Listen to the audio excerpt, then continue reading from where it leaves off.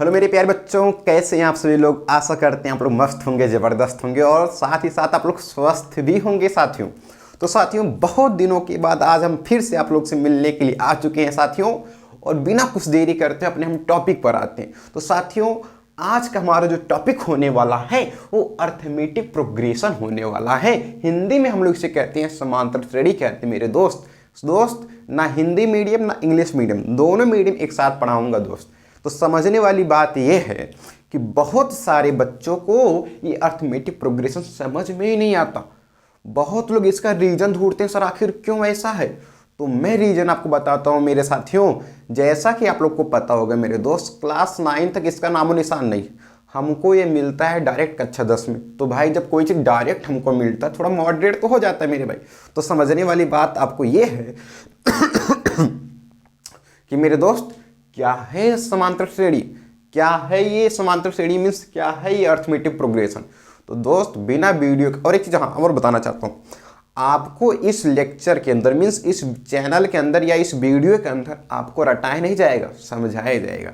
A to Z पूरा का पूरा समझा कर छोड़ूंगा और वीडियो के अंत तक बोलना कि हाँ सर हमको समझ में आया या नहीं आया। और जो भी है कमेंट करके जरूर बताना मेरे दोस्त, समझ में आया कि नहीं आया। इससे हमको भी थोड़ा रिलीफ होगा कि कितने बच्चे को हमारा ये वीडियो समझ में आया है या नहीं आया। तो अगली बार जब मैं वीडियो बनाऊंगा और थोड़ा इजी टाइप का बनाऊंगा। तो दोस्त तो चलिए शुरू करते हैं, आखिर क्या है हमारा अर्थमेटिक प्रोग्रेशन। शुरू करने से पहले मैं आपको थोड़ी कहानी बताना चाहता हूँ। कहानी ये है, मान लीजिए आप अपने गाँव में रह रहे हैं और आपके गाँव में एक लड़का है, उसका नाम है शिवम नाम है। मान लो, सपोज कर लो एक लड़का है, उसका नाम शिवम है। ये शिवम है। अब मेरे दोस्त मैं कहूँ इस शिवम के बारे में मेरे को जानना है। तो शिवम के बारे में जानने से पहले आप क्या करोगे, इसकी मम्मी कौन है, इसके पिताजी मीन्स इसके माताजी कौन है, इसके माताजी कौन है, इसके पिताजी कौन है, पिताजी कौन है भाई, और साथ ही साथ इसके भाई कौन है, इसके सासू माँ कौन है, इसके ससुर जी कौन है, वगैरह वगैरह बहुत सी चीज़ों को आपको जानोगे। तभी तो मेरे भाई पता चलेगा आखिर शिवम कौन है, ये कहाँ का रहने वाला है। आगे जब इससे शादी हो जाता है तो इसके कितने बेटे होते हैं मेरे दोस्त, कितने चुन्नू मुन्नू होते हैं। तो आपको समझने वाली बात यही है कि मेरे भाई अगर किसी के बारे में को समझना है तो उसकी मम्मी पापा के बारे में समझना होगा, वो किस एरिया में बिलोंग करता है, आगे चलो उसके कितने बेटे हुए, कितनी लड़कियां हो। तो ये सब चीज़ों को समझना है। अगर मेरे दोस्त इस चीज़ को आप समझ गए हो तो समझ लेना अर्थमेटिक प्रोग्रेशन कहीं दूर नहीं है, सेम यही कंडीशन उसमें भी लागू होता है। तो चलिए समझते हैं आखिर क्या है अर्थमेटिक प्रोग्रेशन। तो सबसे पहले इसे हम पढ़ेंगे मेरे दोस्त, इंट्रोडक्शन क्या है। सबसे पहला मेरा टॉपिक होगा आखिर क्या होता है अर्थमेटिक प्रोग्रेशन, इसका डिफिनीशन क्या है सर, इसके हम किस फॉर्म में रिप्रेजेंट कर सकते हैं, इसको हम क्या कैसे बुला सकते हैं। जैसे मान लो, फिर अगर आप इस समझ में आ गया तो हम जानेंगे सर इसको हम किस फॉर्म में राइट कर सकते हैं, मीन्स लिख सकते हैं, किस फॉर्म में इसको हम जान सकते हैं। जैसे general form of NAP means इसका स्टैंडर्ड फॉर्म क्या है। तो मेरे दोस्त थर्ड टॉपिक जो मेरा आएगा वो nth टर्म ऑफ एपी आएगा। किसी भी एपी का nth टर्म क्या होगा मैं आपको आगे पढ़ाऊंगा, बस अब टॉपिक को समझो बस। फिर क्या है, sum of nth term of NAP, किसी भी एपी का सम, किसी भी एपी का nth टर्म का सम क्या होगा। और मेरा फिफ्थ आएगा मेरे दोस्त वो क्वेश्चन आएंगे, इसका रिलेटेड क्वेश्चन कितने होते हैं मैं आपको बता दूंगा।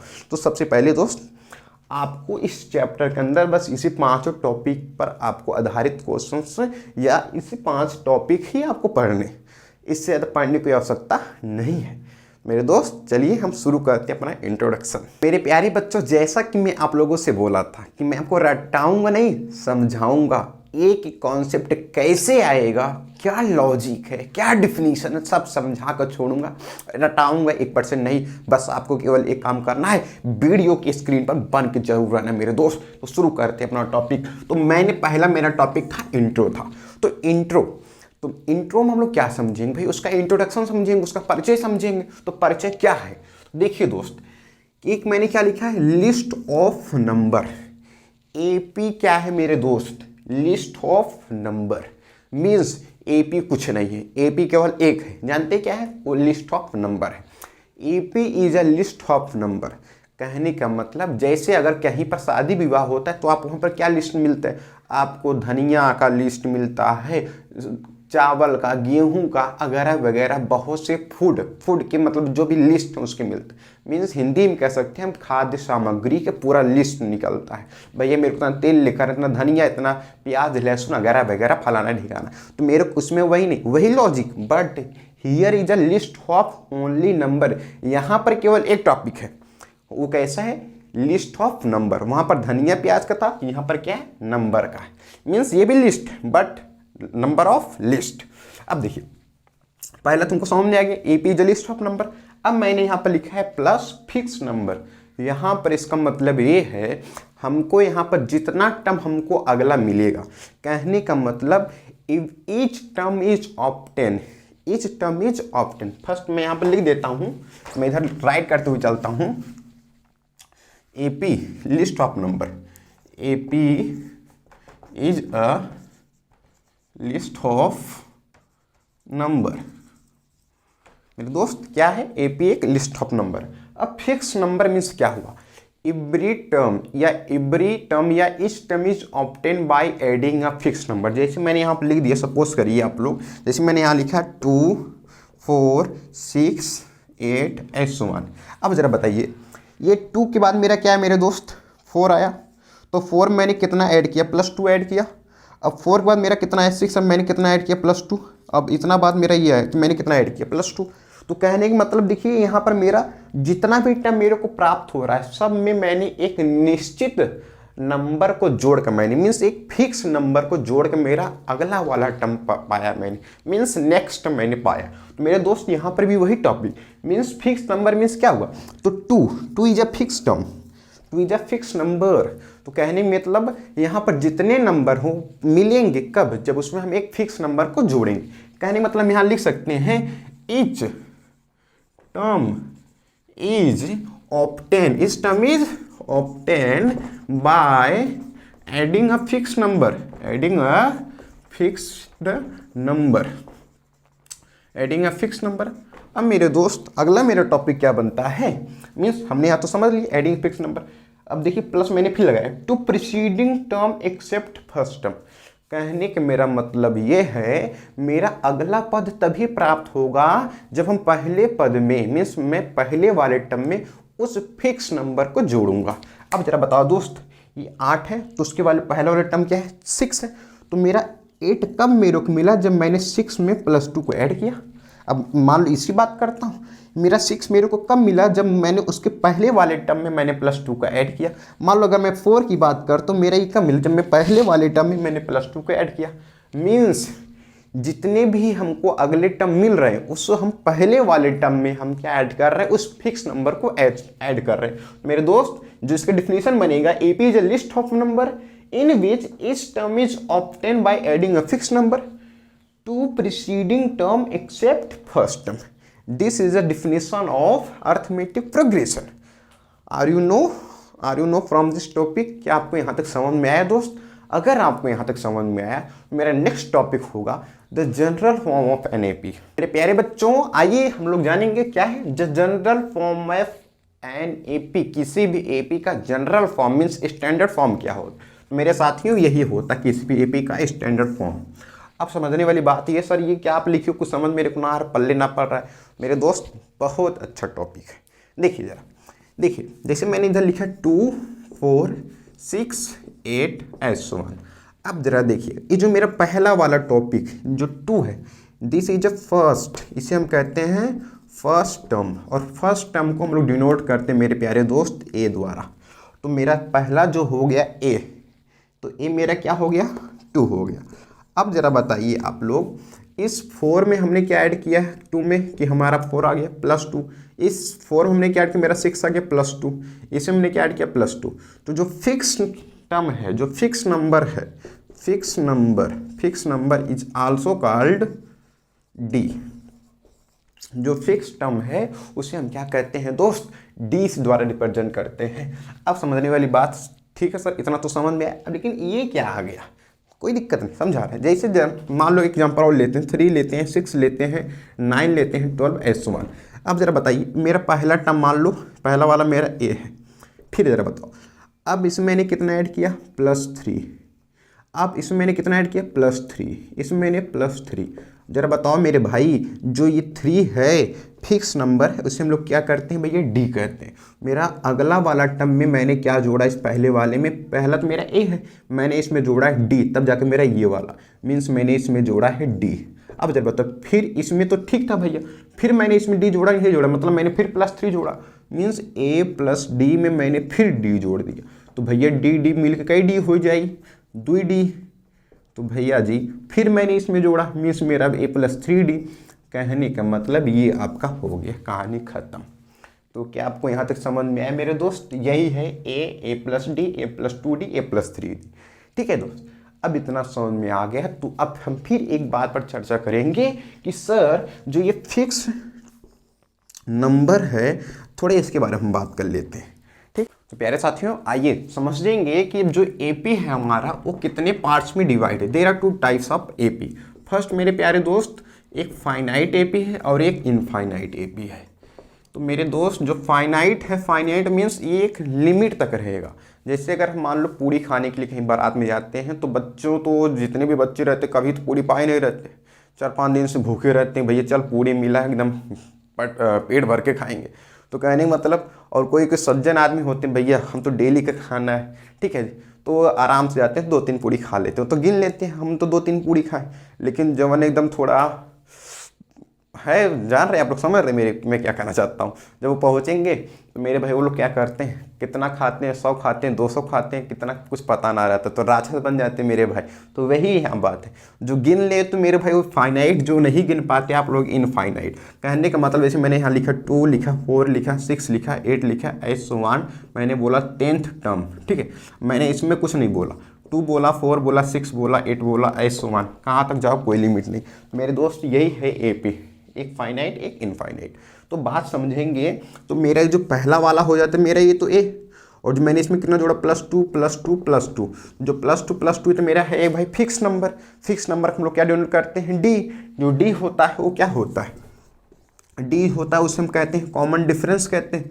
कॉमन डिफरेंस मेरे दोस्त ध्यान समझिएगा, टॉपिक अच्छा बन रहा है। अब जो डी होता है वो क्या होता है मेरे दोस्त, कॉमन डिफरेंस होता है। और जो कॉमन डिफरेंस होता है वो 3 टाइप्स का होता है, 3 टाइप्स का होता है। कितना, 3 प्रकार का। एक होता है ये पॉजिटिव हो सकता है ये कॉमन डिफरेंस, एक 0 हो सकता है और एक निगेटिव भी हो सकता है मेरे प्यारे बच्चों।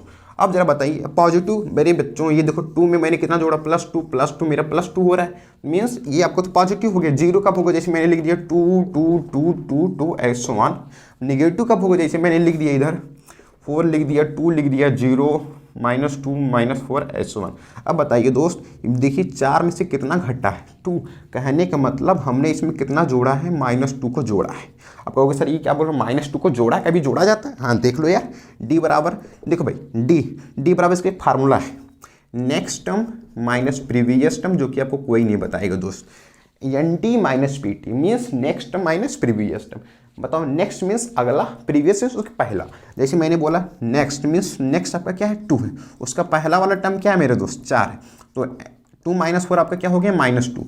तो भैया हाँ, मैंने इस 4 में मैंने क्या जोड़ा है, -2 जोड़ा है, तब जाके मेरा क्या है भैया, +2। आपको दिखा देता हूँ, ये देखो 4 प्लस में मैंने -2 को जोड़ा, देखो प्लस -2 को मैंने जोड़ा।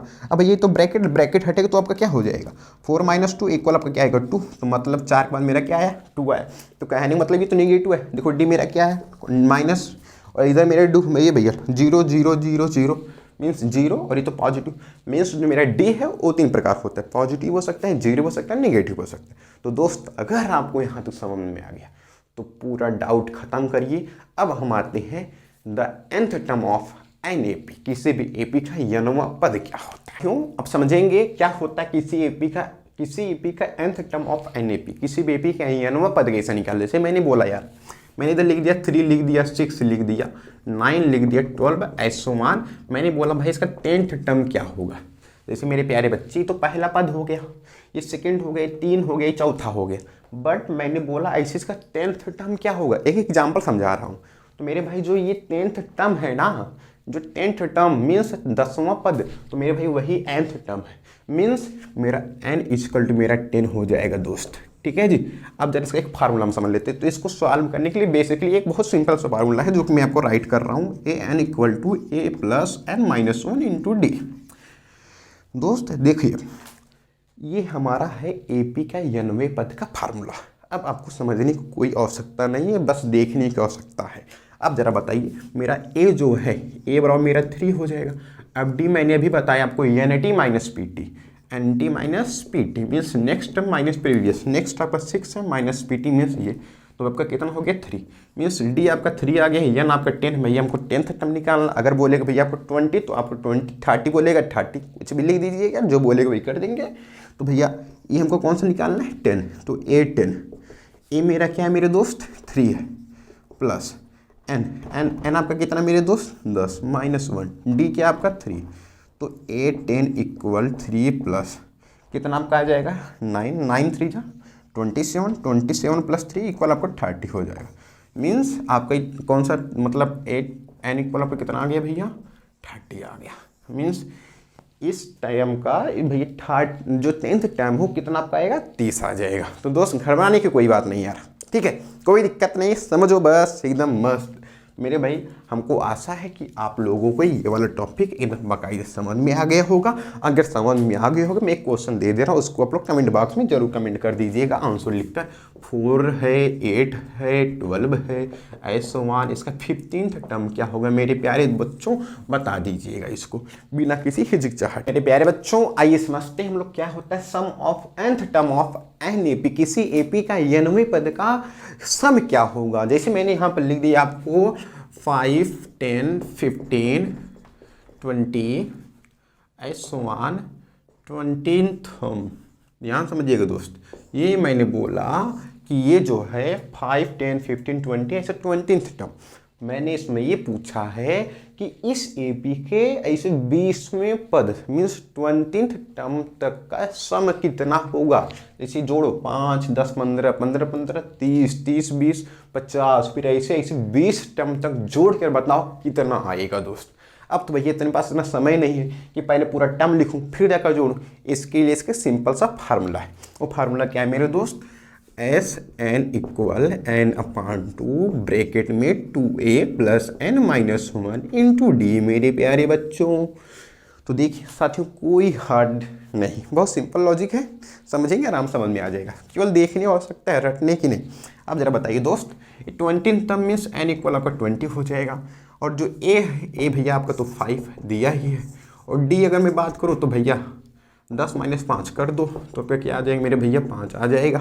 तो रखो S20 इक्वल एन कितना आपका भैया 20/2 हो जाएगा, फिर 2 इंटू ए कितना आपका 5 प्लस एन कितना आपका 20 माइनस 1, डी कितना है आपका 5 ब्रैकेट क्लोज, फिर आपका 10 आपका हो जाएगा। S20 लिख दीजिए दोस्त, फिर आपका ये 10 प्लस कितना आपका हो जाएगा 19 इंटू 5।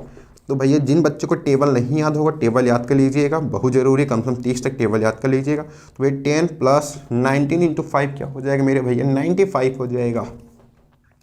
S20 इक्वल 10 प्लस तो आपका ये कितना हो जाएगा आपका 105 हो जाएगा मेरे प्यारे बच्चों। तो करने के बाद जब पूरा कर देंगे 150, तो मतलब मेरे प्यारे बच्चों इस एपी के 20वें पद तक का सम कितना हुआ 1050 हुआ। क्या आपको यहाँ तक समझ में आया मेरे प्यारे दोस्त? अगर समझ में आया होगा तो वीडियो को ना लाइक शेयर कमेंट जरूर कर देना जी। अब बाकी समझ में आ गया मेरे दोस्त, कुछ हार्डनेस नहीं है, ये आपका सिंपल सा फार्मूला था। अगर आपको यहाँ तक समझ में आ गया तो आपको एक्सरसाइज करने में बहुत मदद मिलेगी, ठीक है। तो चलिए ठीक है, अभी इस पर मैं बेस्ड जो क्वेश्चन है मैं आपको पार्ट 2 में समझा दूंगा। बस मैं आपसे आशा करता हूँ कि जो ये वीडियो है आपको अच्छा लगा होगा। अगर मेरे दोस्त अच्छा लगा होगा तो लाइक और सब्सक्राइब जरूर कर देना मेरे दोस्त। मिलते हैं आपसे नेक्स्ट वीडियो में। धन्यवाद दोस्तों।